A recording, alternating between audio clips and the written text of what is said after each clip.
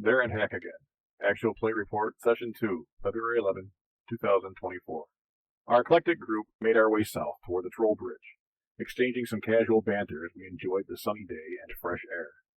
Though forced together by circumstance beyond our control, I must admit that I'm truly enjoying the company of these unplanned companions. As we made our way along the dusty road, Jael the halfling began to turn a little green around the gills, as it were. Roderick, the healer's apprentice, gave her a quick exam and determined she was most likely suffering a bit of mild indigestion, and advised that if her discomfort didn't pass by the morrow, more drastic action may be warranted. But for now, she should just try to take it easy. Shortly, we reached the stone bridge, which Roderick the Star Scanner told us was home to the troll Jumbo. "Ho, Jumbo!" I called out as we approached. You don't want to be accused of sneaking up on a bridge troll, after all. Ever so slowly, an ancient-seeming troll, well over 9 feet tall, poked his head up from under the bridge, then rose slowly and carefully, leaning heavily on a massive tree-trunk-sized walking stick for support. Atop his gigantic head was perched a massive straw hat, which shielded him from the rays of the sun. "Ah, travelers, is it? Looking to cross my bridge, perhaps? You will have to pay the troll toll. We've come from the old tower to the north, where a stargazer named Roderick advised us to take your route, and mentioned you were a great guy, so we're happy to meet you." Isn't exactly what we replied, but it gets the point across. "Ah, yes, Roderick, fine fellow. Well, the toll to cross my bridge is, you must tell me a story. Please, come and sit by my fire and sample my pungent, spiky shit-fruit stew," is also not exactly what Jumbo replied, but, you know. Me and Jumbo bonded over cooking methods and ingredients for a spell while I admired his large cauldron, not a euphemism, and after we explained our circumstances of coming together as prisoners of the orcs, Jumbo asked if we might consider undertaking a task for him, for which we would be rewarded with items from his personal collection. He said he used to be something of a test subject for a mage called Muzzlegret, a man who dabbled in extending the lifespans of certain creatures and claimed to be many hundreds of years old.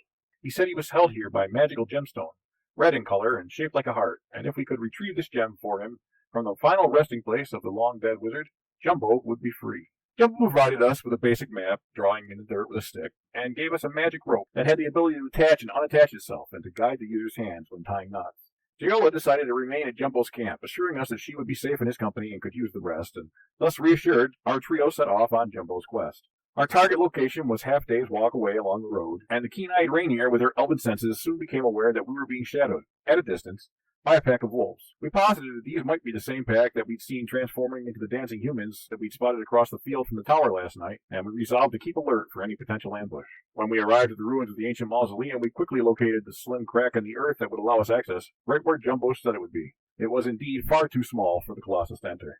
I was uneasy upon entering the caverns almost immediately. Our mission was clear: find and retrieve Jumbo's Heartstone. I theorized that such a possession would surely be located deep in the heart of the place, and set out looking for a way to penetrate deeper into the dungeon. With no immediate clues, we began looking into rooms near where we entered. At one point, most of these rooms seemed to have had sturdy wooden doors, but most had either rotted away or simply been removed by scavengers over the centuries. The very first room we decided to check for clues rewarded us not with any useful information, but an infestation of giant blood-sucking insects intent on making us lunch. There were at least a half a dozen of the wild creatures, and in the ensuing melee we managed to kill them off, but I suffered a few wounds in the process. Still rather hale and hearty, given my large pool of starting health, we pressed on, while I was determined to find the most direct route to the core of this dank crypt, rather than blindly stumble into more senseless combat. Soon we discovered what we initially took to be a well shaft, but then discovered it was in fact something of an air shaft, or maybe some long-defunct ancient transport device. Either way, it was just the shortcut I was seeking as it dropped down 2 levels. Using the magic rope, I descended to level 2, and was slowly being surrounded by skeletons who appeared from the alcoves on the chamber in this level. The shaft was surrounded by a low stone wall, which offered some degree of protection, so I quickly encouraged Roderick and Rainier to join me, and then reattach the rope and descend to level 3. While they went below, I held the skeletons at bay, and we quickly dropped down to the lower level. This level was a series of connected, large, diamond-shaped rooms, each with alcoves or small pantry-like storage areas at the corners which weren't connected to the next diamond. We quickly moved on to the next diamond room without taking time to properly search each alcove, our desire to secure the larger area taking precedence. Here we found the door to the next, and what would turn out to be final diamond stuck tight, and neither myself nor Roderick were able to make it budge. I found a large rock on the ground and began trying to bash through the door, the heavy smash of the rock against the ancient wood shattering the preternatural silence that otherwise permeated the space. Apparently, the spirits that were dwelling in that further chamber found this intrusive, and the 3 of us were quite shocked at the pair of apparitions who appeared through the closed door, and were further alarmed by the painful bite of their mere touch. I immediately swung what should have been a solidly connecting blow with my sword against one of the ghosts, but of course my simple weapon passed right through the spectral form harmlessly. Rainier had retracted our rope when we descended from the second level, and with no quick way to escape and seemingly no way to deter our attackers, for a brief moment I feared this ancient tomb would soon have 3 new permanent inhabitants. But out of desperation, and with Roderick seeming to arrive at the same calculus as our actions were not coordinated, myself and the human both ran around the ghost as best we could, trying not to make contact with their life-draining grasp, and together we slammed into the door with all our combined might and weight. To our immense relief, the door sprung open, yielding under our concerted effort, and we found the third chamber, with much of its ceiling collapsed. Rainier quickly sprinted around the ghost to join us, having to stop to retrieve her wizard staff, which she had spectacularly flung across the room after a terribly flawed attempt to use it to melee the spirits. And after quickly determining the alcoves in this chamber showed no obvious avenue of escape, we clambered up onto the pile of rubble, and found to our immense relief a way to wriggle through to the second floor above, which we quickly availed. We could see we were at one end of a long corridor, and at the other end could see the chamber with the air shaft, and where presumably the skeletons were back in their alcoves, awaiting their next opportunity to assault the living. Their mere presence was something of an existential event, but we hadn't the time to dwell on that in the moment. We finally found rooms with solid wooden doors, and we entered the first to find it was connected internally to the second. I inadvertently triggered a pressure plate and got a nice acid wash, which really improved the styling of my tunic, but did little for my complexion as it burned me a smidge. But fortunately, my hard as stone, naturally thick skin protected me a bit, not for the first time, in fact. In these rooms, we found sarcophagi, presumably a small family, man, woman, and small child. We checked each just to make sure these dead folks stayed such, and I perhaps took things a little too far when I impulsively decided that just because they seemed to stay dead at the moment, that didn't mean they couldn't arise and prove to be a threat in the future. So, to my later dismay, I cruelly hacked the legs off each of the corpses. They can't attack us if they can't walk, right? It was ultimately unnecessary and disrespectful, and I hope the spirits of those corpses are long at peace and beyond caring about such material matters. At the foot of each sarcophagus was a chest, and after securing the bodies in doorways, we examined each for useful items to help us overcome the threat of those ghosts below, as I was still convinced that the bottom level is where we'd find the target of our search. Indeed, in the smallest chest, we found an amulet with a 12-pointed star emblem, one we'd seen previously faintly embossed on another sarcophagus, which Rainier was able to confirm radiated magic. Having secured the area, we finally settled to rest and heal up the injuries that myself and the elf had suffered, the human being either very adept or very lucky in avoiding damage. In the morning, I proposed that I take this magic amulet and descend back to the pile of rubble and present it to the ghosts to gauge their reaction. Perhaps they would recognize it and think us family and allow us to pass unmolested. Roderick had reservations, but I was able to convince him of the merits of the plan, and lo and behold, it worked. The ghosts, when presented with the amulet, whooshed away into the pile of rubble, presumably to where their own sarcophagi were buried, and let us be. The level now safe, we carefully examined each and every side room and alcove until in the very first room, one with the air shaft, in its northern alcove, I found it, a slightly thinner stone that slid aside, revealing a latch for a hidden door. Inside this hidden room, part of the ceiling had collapsed, crushing most of a stone table. On the other 2 walls that weren't destroyed were similar tables, and upon these we discovered 4 colored, heart-shaped gems, each with its own protective glass cloche. We indeed found a red stone, but also those of blue, yellow, and green.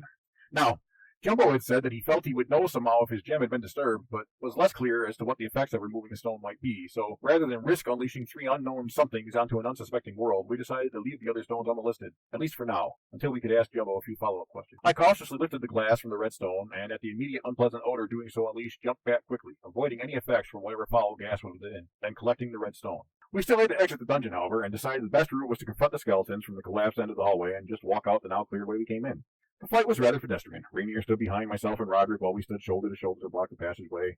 Things progressed as planned until I missed an attack and failed to down a skeleton finally, and they began to outnumber us. But by drawing aggression away from Roderick, I was able to keep everyone safe as we finally scattered the last of the ancient bones and left the dungeon. No sign of the wolves, or so we thought anyway at first, only to later catch a howl upon the wind, but regardless, if they were stalking us, they wisely decided not to attack. We returned to Jumbo, who was delighted to see us and told us he had been concerned when we failed to return yesterday.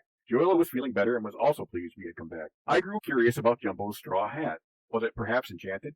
Rainier could check, but it might be rude if she tried to do so covertly, so I impulsively complimented Jumbo on the item and asked if I could take a closer look. He agreeably shared it, and after a few moments looking it over as if I had any idea what I was looking for, I commented on the weaving to Rainier and passed it to her for an appraisal. As Rainier studied the album and determined it was likely mundane, Jumbo proudly mentioned that it had been created by some brownie haberdashers. At this point, with a grandiose flourish, I presented the red gem to Jumbo, who nearly teared up with emotion upon receiving it. We asked him about those other gemstones, and while he didn't know who they were attached to, he speculated they could be others like him. He also claimed that simply removing the gem didn't set him free. He would need to do one more thing first. Finally, I can be free, he may have said. Now, I may not be the quickest dwarf in the world, but I readily admit that to this point it hadn't occurred to me what freedom might mean for the troll.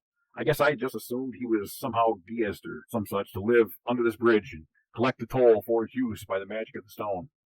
I don't know. It seemed reasonable at the time. But as Jumbo spoke, it suddenly became soul-crushingly clear what he meant.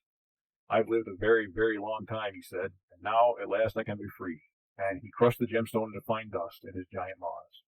Thank you, he may have whispered as he leaned back against the base of his bridge, closed his eyes, and died. After quickly running back to retrieve the other 3 gems, we spent the next couple of weeks here at Jumbo's camp. Though we had no proper digging tools, and respectfully moving the body of a 9-foot ancient troll is no small task, we felt strangely at peace in this place. By the time Jumbo was properly interred, we found ourselves all stronger and more hale from the experience, and the psychic tolls of our adventure were eased by our companionship in this time of quiet contemplation. I've decided that if there are others out there suffering like Jumbo, we owe it to them to set them free as well. And to that end, I intend to try to seek out knowledge about these remaining 3 stones we currently possess, and if possible, find those afflicted by them and free them as well. But in the meantime, I'll enjoy the sun and the fresh air with my new mates.